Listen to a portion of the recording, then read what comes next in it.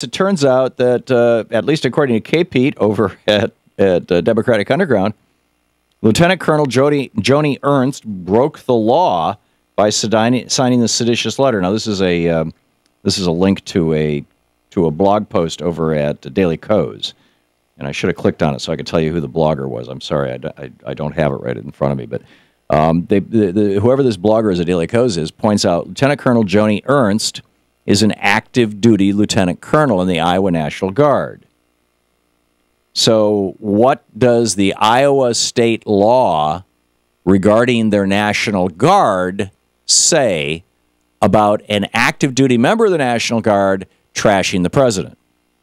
Quote, any person subject to this code who uses contemptuous words against the president shall be punished as a court-martial may direct. This is a serious, very serious infraction.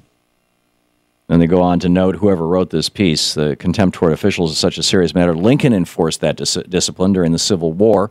Truman enforced the same discipline after World War II when he relieved General MacArthur of his command. Obama did the same thing when he fired General McChrystal.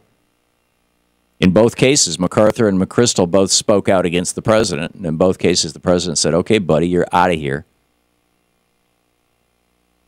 This is Article 88 of the Federal Uniform Code of Military Justice. Any commissioned officer, now that would be Joni Ernst, whose family got almost $500,000 in welfare payments for being Iowa farmers.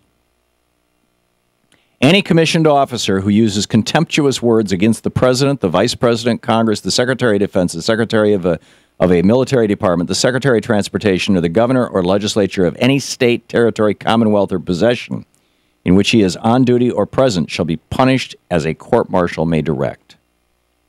Contemptuous words. Now, for those of us not in the military, to be, facing possible jail term for using contemptuous language to describe the President of the United States sounds like a violation of our First Amendment rights. But the reality is that when you join the military, you quite literally, you sign a contract with the United States government and the U.S. Department of Defense, whichever branch you're joining. And you literally in that contract sign away your constitutional rights and submit the Uniform Code of Military Justice.